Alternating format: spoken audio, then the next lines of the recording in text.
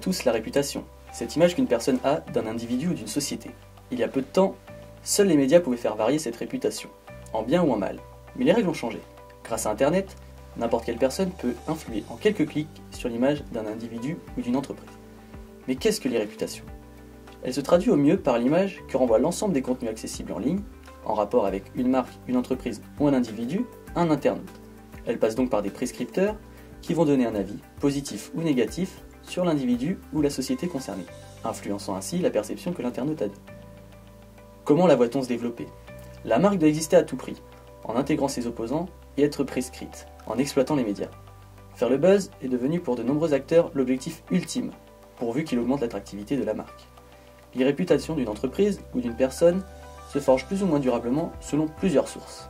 Les forums, où les personnes viennent échanger leurs idées, les blogs, où une personne publie des articles et partage ses impressions avec des lecteurs, et les réseaux sociaux, qui permettent aux internautes de se retrouver et donc d'échanger avec des personnes ayant les mêmes centres d'intérêt. Ces réseaux sociaux sont devenus de puissants outils d'influence, de mobilisation et de pression, et la maîtrise de ces images sur ces réseaux permet d'éviter les dérapages.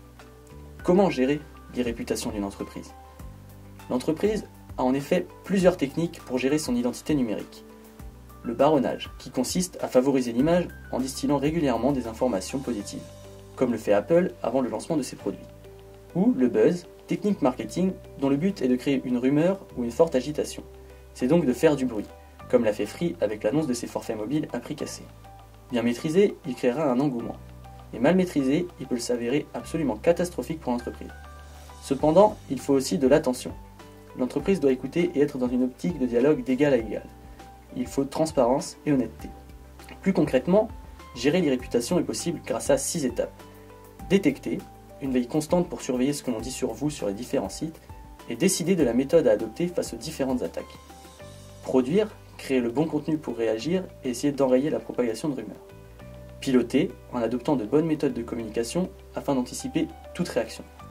Diffuser les messages sur les bonnes plateformes pour toucher la cible la plus appropriée, et mesurer pour suivre l'évolution de toutes ces opérations et des réactions des internautes. Mais il y a aussi des limites. Internet est aujourd'hui le plus vaste fonds d'archives au monde, et les données ne s'effacent pas malgré le temps qui passe, ce qui rend une réputation difficile à changer. Les informations sont faciles d'accès et ont un faible coût. Il suffit simplement de taper le nom d'une entreprise dans un moteur de recherche. De plus, l'avènement des réseaux sociaux, des blogs et des forums font que l'information circule extrêmement vite. Cela peut être bénéfique parce que cela sert à l'entreprise. Mais dans le cas contraire, cela peut être fort nuisible. Et ceci risque de s'amplifier dans les années à venir, car Internet est un média de plus en plus utilisé. Les clients vont se renseigner sur Internet, et il se crée d'ailleurs énormément de sites qui permettent de noter la prestation des entreprises et de donner des avis sur elles, comme par exemple le site lafourchette.com qui permet aux clients de mettre une note à des restaurants. Pour toutes ces raisons, il est très difficile de bien contrôler son image en ligne. Il est donc important de faire des efforts afin de la soigner, sinon quelqu'un le fera pour vous. Mais il y a aussi des conséquences. La première est l'irréputation positive. Elle n'est en fait qu'une idée. C'est simplement celle qu'une entreprise arrive à contrôler. C'est pourquoi, depuis quelques années, on voit fleurir des agences proposant aux entreprises de les aider à gérer leur réputation. Mais à partir de quel moment peut-on considérer une réputation comme positive? Il y a plusieurs critères de jugement pour connaître la qualité de sa réputation. Le pilier de cette image est bien sûr d'être une entreprise proposant des biens et ou des services de qualité. À partir de ce moment, les internautes vont diffuser sur la toile leurs impressions et leurs points de vue sur une entreprise ou un produit. On pourrait penser que ces discussions sont incontrôlables, mais l'outil le plus utile est l'écoute. En effet, en restant attentif aux remarques des consommateurs, l'entreprise peut les rassurer d'une part, et d'autre part améliorer la qualité de ses prestations en transformant des remarques potentiellement préjudiciables en points positifs. En étant au plus près du consommateur, l'entreprise s'assure de pouvoir garder son réputation positive sans étouffer les remarques négatives. Avoir une bonne réputation pour une entreprise, c'est savoir rester visible aux yeux des consommateurs lors de leur recherche. Mais lorsqu'on parle d'une réputation, on pense plus souvent à l'aspect négatif, qui fait plus de buzz sur le web auprès des internautes.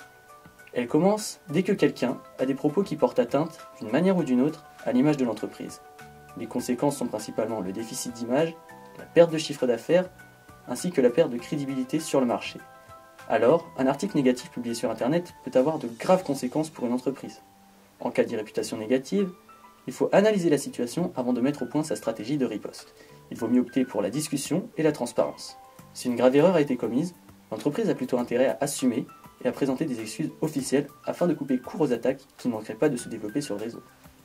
Pour neutraliser l'information négative et ses retombées, il convient d'abord de rassembler des informations sur l'auteur d'un propos. L'approche amiable avec le ou les individus intervient ensuite et permet d'éviter l'image de bourreau. Mais sur Internet, la mémoire est fragmentée. Une information ne peut pas disparaître totalement. Il ne sert donc à rien à une entreprise d'essayer à tout prix de cacher un point négatif, chose qui pourrait ne faire que gonfler l'histoire. On appelle cela l'effet Barbara Streisand, qui, au lendemain de la publication d'une photo de sa maison sur Internet, en avait demandé la suppression. Quelques heures plus tard, des centaines d'exemplaires de la photo de cette même maison faisaient le tour du web. Pour conclure, il est donc impossible d'empêcher un client mécontent de partager son avis sans aller contre la liberté d'expression. Il suffit de savoir réagir positivement et en alliance avec les clients afin de faire taire les propos au plus vite.